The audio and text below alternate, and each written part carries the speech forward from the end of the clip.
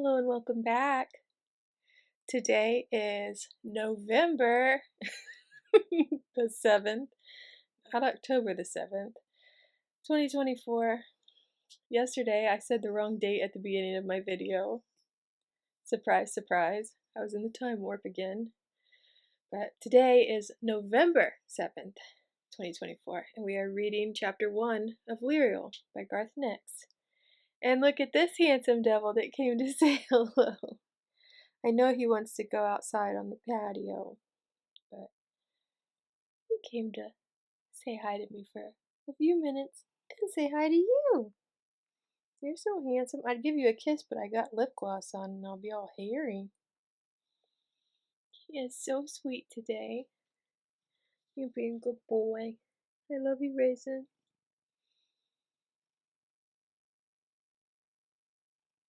Anyways, I'm trying to figure out if I'm going to start reading 2 chapters at a time instead of 1. Because yesterday's video was only 15 minutes long. They're usually about 20 minutes long. And this book, I believe, has 44 chapters as opposed to 28. So I don't want to spend so long reading the book. But I'm also using a different camera now to make these videos. And it takes a lot longer to upload in 4K than when I was just using my front-facing laptop camera when I was reading Sabriel, so I'm not sure what I'm going to do. Today I'm just going to read chapter 1, but that might change tomorrow. We'll see. I don't know, but I'm going to take Raisin outside before I get started, and, oh, yep, there he goes. He started, oh, I'll put you down. Okay, one moment, please. Okay, let's begin. Chapter 1, An Ill-Favored Birthday. Deep within a dream, Lirael felt someone stroking her forehead. A gentle, soft touch, a cool hand upon her own fevered skin. She felt herself smile, enjoying the touch. Then the dream shifted, and her forehead wrinkled. The touch was no longer soft and loving, but rough and rasping. No longer cool, but hot, burning her. She woke up. It took her a second to realize that she'd clawed the sheet away and had been lying face down on the coarsely woven mattress cover. It was wool and very scratchy. Her pillow lay on the floor. The pillowcase had been torn off in the course of some nightmare and now hung from her chair. Lirael looked around the small chamber, but there were no signs of any other nocturnal damage.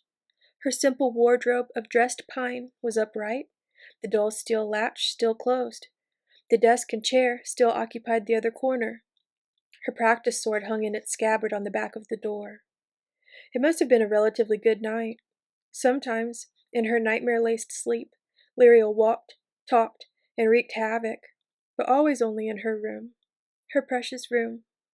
She couldn't bear to think what life would be like if she were forced to go back to family chambers. She closed her eyes again and listened. All was silent, which meant that it must be long before the waking bell. The bell sounded at the same time every day, calling the Clare out of their beds to join the new morning. Lirael scrunched her eyes together more tightly and tried to go back to sleep. She wanted to regain the feel of that hand on her brow. That touch was the only thing she remembered of her mother. Not her face or her voice, just the touch of her cool hand. She needed that touch desperately today, but Lirael's mother was long gone, taking the secret of Lirael's paternity with her. She had left when Lirael was 5, without a word, without an explanation. There never was any explanation, just the news of her death, a garbled message from the distant north that had arrived 3 days before Lirael's 10th birthday. Once she had thought of that, there was no hope for sleep. As on every other morning, Lirael gave up trying to keep her eyes shut. She let them spring open and stared up at the ceiling for a few minutes. But the stone had not changed overnight. It was still gray and cold, with tiny flecks of pink. A charter mark for light glowed there too, warm and golden in the stone. It had shone brighter when Lirael had first awoken, and grew brighter still as she swung her feet out and felt around with her toes for her half shoes. The Clares' halls were heated by the steam of hot springs and by magic, but the stone floor was always cold. 14 today, whispered Lirael. She had her half shoes on, but made no move to rise. Ever since the message of her mother's death had come so close to her 10th birthday, all her birthdays had been harbingers of doom. 14, Lirael said again, the words laced with anguish. She was 14, and by the measure of the world outside the Clares' glacier, a woman. But here she must still wear the blue tunic of a child, for the Clare marked the passage to adulthood not by age, but by the gift of the sight. Once again, Lirael closed her eyes, screwing them tight as she willed herself to see the future. Everyone else her age had the sight. Many younger children already wore the white robe in the circlet of moonstones. It was unheard of not to have the sight by 14. Lirael opened her eyes, but she saw no vision, just her simple room, slightly blurred by tears. She rubbed them away and got up. No mother, no father, no sight, she said, as she opened her wardrobe and took out a towel. It was a familiar litany. She said it often, though it always made her feel a terrible stab of sorrow in her stomach. It was like worrying a toothache with her tongue. It hurt, but she couldn't leave it alone.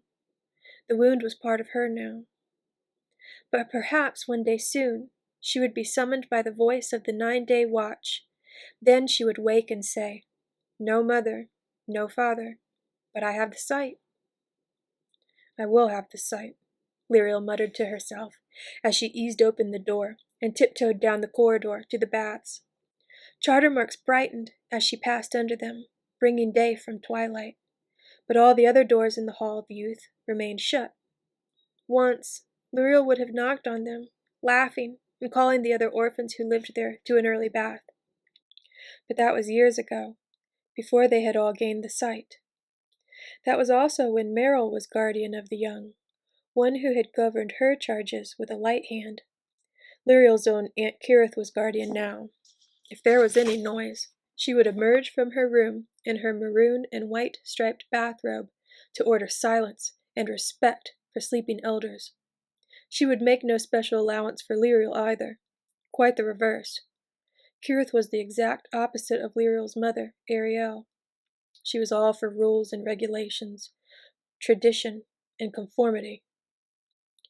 Kirith would never leave the glacier to travel who knew where, only to return 7 months gone with child. Lirael scowled at Kirith's door. Not that Kirith had ever told her that. Kirith wouldn't talk about her younger sister. The little Lirael knew about her mother came from eavesdropping on her closer cousins' conversations, the ones during which they discussed what to do about a girl who so obviously didn't belong. Lirael scowled again at that thought. The scowl didn't go away, even when she was scraping her face with pumice stone in the hot bath. Only the shock of the cold plunge in the long pool finally smoothed the lines away. The lines came back, though, as Lirael combed her hair in the communal mirror in the changing room next to the cold pool. The mirror was a rectangle of silver steel, 8 feet high and 12 feet wide, rather tarnished around the edges. Later in the morning, it would be shared by up to 8 of the 14 orphans currently in the Hall of Youth. Lirael hated sharing the mirror, because it made yet another difference more obvious. Most of the Clare had brown skin that quickly tanned to a deep chestnut out on the glacier's slopes, as well as bright blonde hair and light eyes. In contrast, Lirael stood out like a pallid weed among healthy flowers. Her white skin burnt instead of tanning, and she had dark eyes and even darker hair. She knew she probably took after her father, whoever that had been. Ariel had never identified him, yet another shame for her suffering daughter to carry. The Clare often bore children fathered by visiting men, but they didn't usually leave the glacier to find them, and they made no secret of the fathers. And for some reason, they almost always had girls, fair-haired, nut-brown girls with pale blue or green eyes, except for Lirael. Alone in front of the mirror, Lirael could forget all that. She concentrated on combing her hair, 49 strokes to each side. She was feeling more hopeful. Perhaps this would be the day. A 14th birthday marked by the best possible present, the gift of the sight. Even so, Lirael had no desire to eat breakfast in the middle refectory.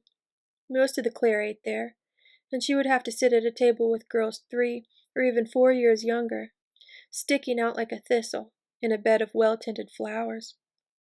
A blue-clad thistle. Everyone else her age would be dressed in white, sitting at the tables of the crowned and acknowledged Clare.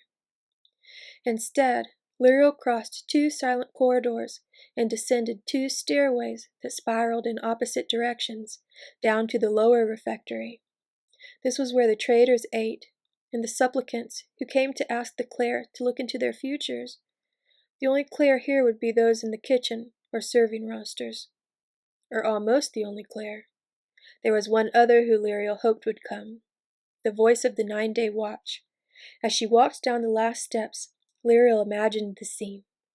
The voice striding down the main stairs, striking the gong, then stopping to make her announcement that the 9-day watch had seen her, seen Lirael being crowned with the circlet of moonstones, had seen her gaining the sight at last. The lower refectory wasn't very busy that morning. Only 3 of the 60 tables were occupied. Lirael went to a 4th, as far away from the others as possible, and drew out the bench. She preferred to sit alone, even when she was not among the Clare. 2 of the tables were occupied by merchants, probably from Belissaire, talking loudly of the peppercorns, ginger, nutmeg, and cinnamon they had imported from the far north and hoped to sell to the Clare. Their conversation about the quality and strength of their spices was all too evidently meant to be heard by the Clare working in the kitchens. Lirael sniffed the air. Their claims might even be true. The scent of cloves and nutmeg from the merchants' bags was very strong, but pleasant. Lirael took it as another good omen. The 3rd table was taken up by the merchants' guards. Even here, inside the Clare's glacier, they wore armored coats of interlocking scales and kept their scabbarded swords close by, under the benches. Obviously, they thought bandits, or worse, could easily follow the narrow path along the river gorge and force the gate that led to the Clare's vast complex. Of course, they would not have been able to see most of the defenses. The river path crawled with charter marks of hiding and blinding, and under the flat paving stones there were sendings of beasts and warriors that would rise up at the slightest threat. The path also crossed the river no less than 7 times, on slender bridges of ancient construction, apparently spun from stone.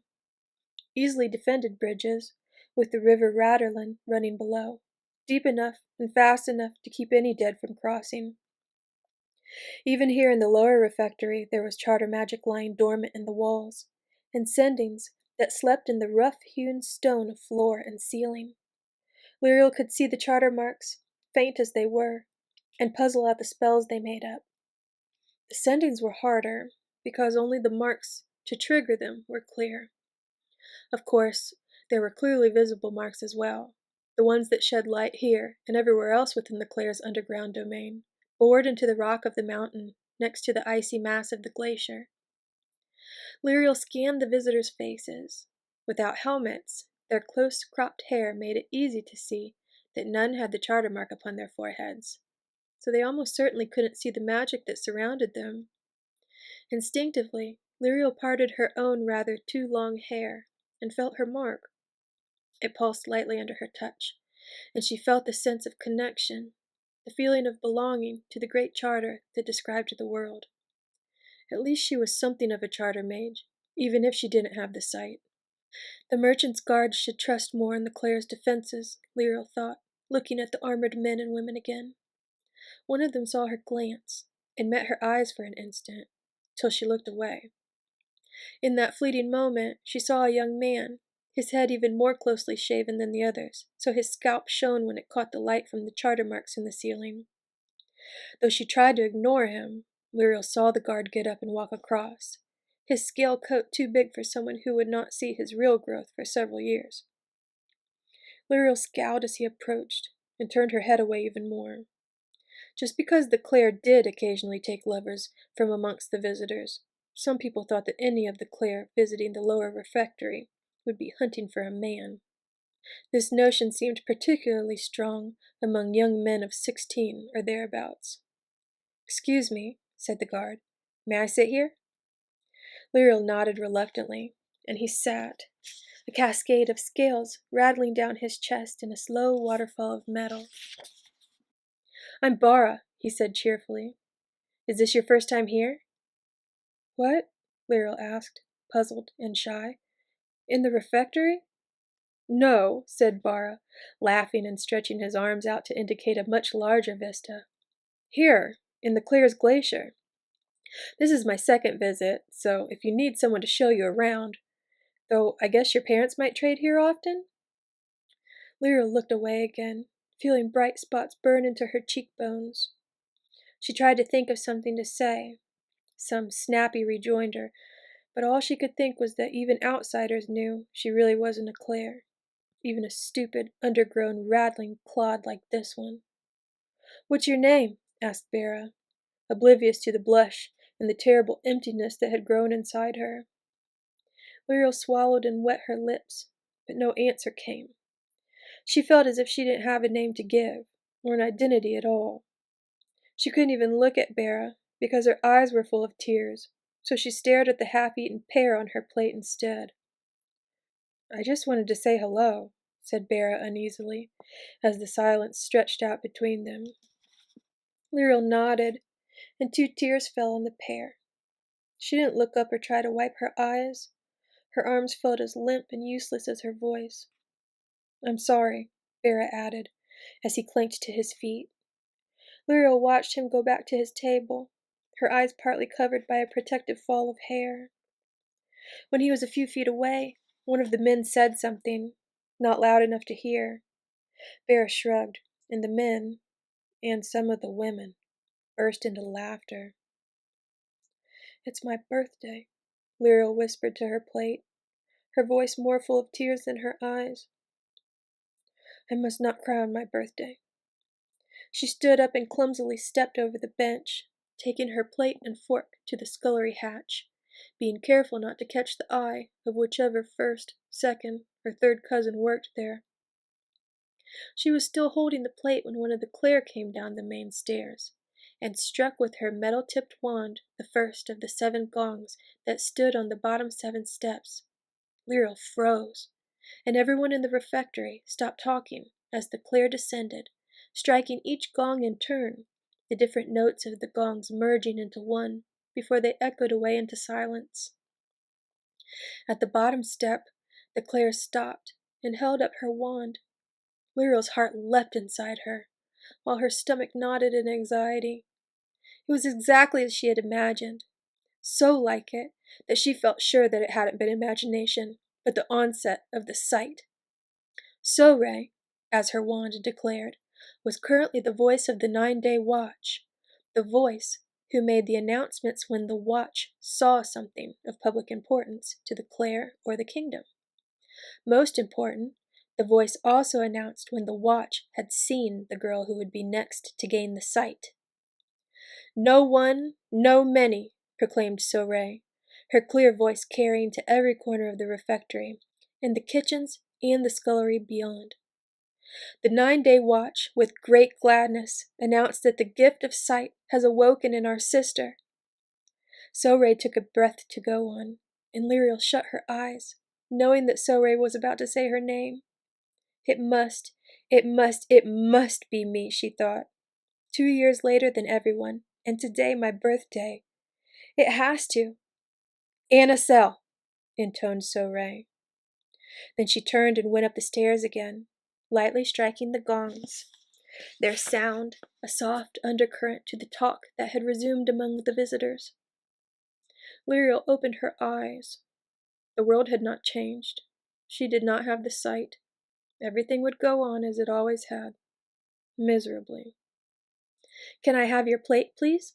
asked the unseen cousin behind the scullery hatch. "Oh, Lirael! I thought you were a visitor. You'd better hurry back upstairs, dear. Annacelle's awakening will start inside the hour." This is the voice's last stop, you know. Why ever did you eat down here?" Lirael didn't answer. She let the plate go and crossed the refectory like a sleepwalker, her fingers listlessly brushing the table corners as she passed. All she could think of was So-Ray's voice, running over and over in her head. "The gift of sight has awoken in our sister Anasel." Anasel.